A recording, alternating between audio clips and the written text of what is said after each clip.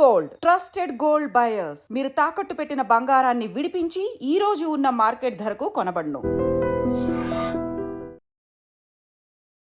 ప్రపంచ ఆర్థిక వ్యవస్థలో వస్తున్న మార్పుల ప్రకారం అయితే ప్రెజెంట్ క్రూడ్ ఆయిల్ ధర అనేది కూడా బ్యారెల్ $60 వరకు కూడా పడిపోయింది. ఒకప్పుడు మనము ఆల్ టైమ్ హైగా కూడా 100+ చూసాము. అండ్ కరోనా టైంలో అయితే మరి లీస్ట్ అంటే ఒక 40-45 అప్రాక్సిమేట్లో కూడా మనం చూసాం.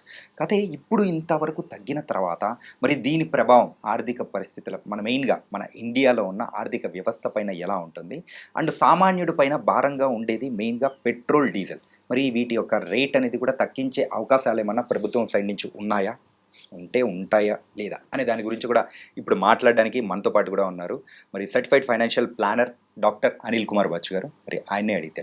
Hi sir. నమస్తే అండి. నమస్తే సార్. మనం ఒక మిడిల్ క్లాస్ పర్సన్ ఎవరైనా కానీ చూసేది మెయిన్గా పేపర్లో వచ్చే దాంట్లో మరి డీజిల్ అండ్ పెట్రోల్ ప్రైజెస్ ఏమైనా తగ్గాయా, మరి అది పెరుగుతాయా అని చెప్పేసి ఖచ్చితంగా ఒక వాకప్ అనేది కూడా చేస్తూ ఉంటారు. ఇప్పుడైతే మరి ఇంటర్నేషనల్ లెవెల్లో కూడా ఈ బ్యారెల్ ప్రైస్ 60 వరకు పడిపోయింది. కాబట్టి ఇప్పుడు ఏమన్నా ఇండియాలో ఆ ప్రైజెస్ తగ్గించే అవకాశాలు ఏమైనా ఉంటాయంటారా?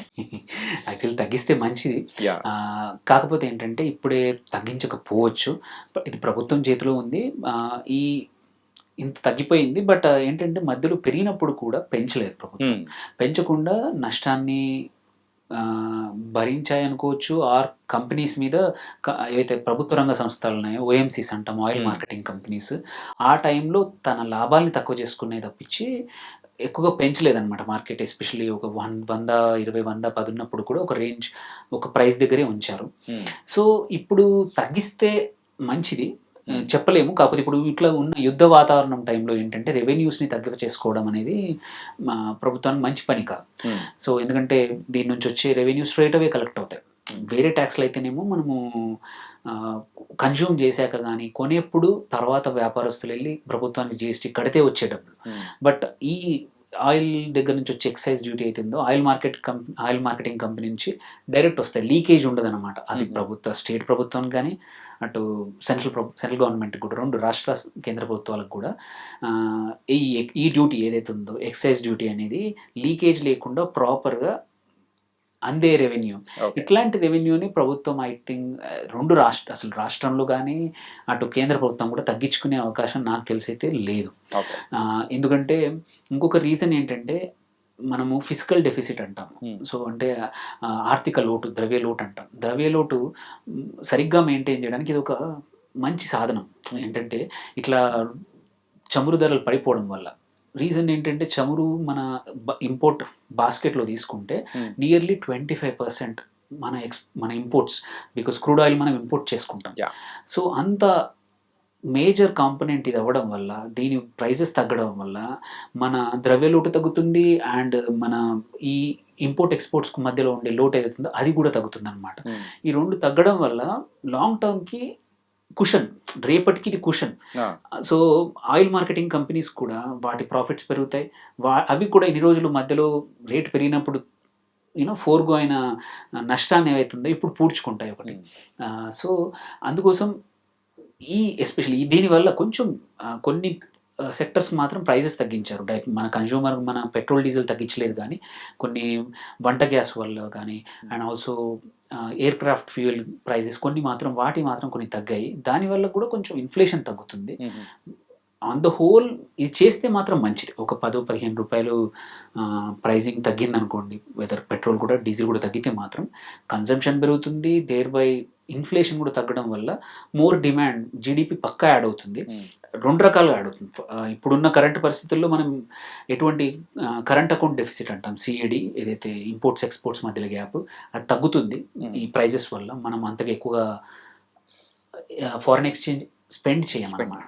సో అటువైపు నుంచి బెనిఫిట్ ఉంటుంది. ప్రైజెస్ కూడా తగ్గిస్తే కంపల్సరీ ఇది ప్రభుత్వానికి కొంచెం నష్టమైన, అంటే ఎటువంటి నష్టమైనా సరే, but still on the whole inflation తగ్గడం వల్ల డిమాండ్ పెరిగి అది మోరార్లెస్ ఈక్వల్ అవుతుంది.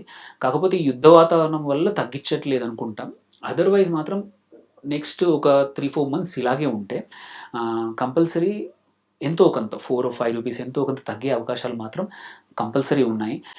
రీజన్ ఏంటంటే మనం ఆయిల్ సప్లై చూసుకుంటే, క్రూడ్ ఆయిల్ సప్లై చూసుకుంటే ప్రపంచంలో కూడా 2 మేజర్ ఆర్గనైజేషన్స్. ఒకటి ఓపెక్ అంటాము, organization for petroleum exporting countries. So OPEC countries, non OPEC countries ఉంటాయి. సో ఓపెక్ ఒక 35% 40% క్రూడ్ ఆయిల్ సప్లై చేస్తే ఒక 60% plus non OPEC countries. So ఏంటంటే ఓపెక్ కంట్రీస్ ఒక అగ్రిమెంట్కి వచ్చి ఎంత సప్లై చేయాలో, ప్రతి మంత్ ఎంత తవ్వాలో, ఆయిల్ ఎంత తవ్వాలో అనేది వాళ్ళు ముందే డిసైడ్ చేసుకుంటారు అనమాట. బట్ నాన్ ఓపెక్ వాళ్ళ ఇష్టం, మార్కెట్ ఎలా ఉన్నా వాళ్ళకి అవసరాలకు తగ్గట్టు ఆ కంట్రీస్ అన్నీ అలో చేస్తాయి. సో వీళ్ళు కూడా ఇప్పుడు మొదలు పెట్టారనమాట, వాళ్ళ మార్కెట్ షేర్ తగ్గిపోతూ ఉంది ఓపెక్ కంట్రీస్ది.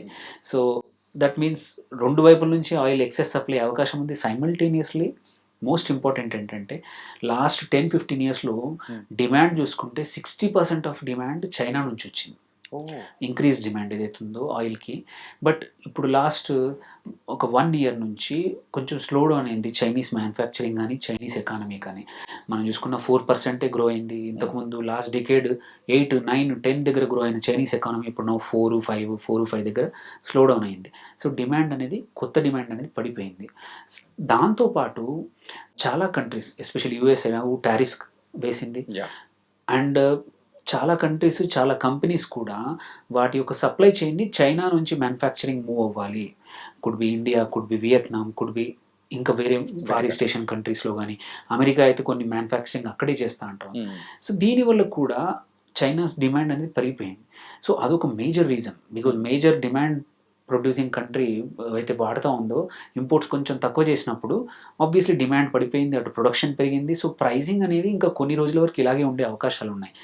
సో డిమాండ్ లేకపోతే ప్రైజింగ్ పెరగదు.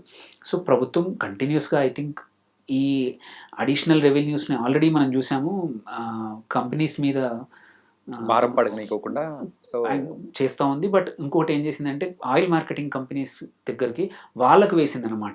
సో ఈ అడిషనల్ $60 దగ్గర ఉన్న బెనిఫిట్ ఏదైతే ఉందో వాళ్ళకి మొత్తం వెళ్లకుండా కొంచెం వాళ్ళకి సుంకాలు విధించింది, ఎక్సైజ్ డ్యూటీ వేసింది.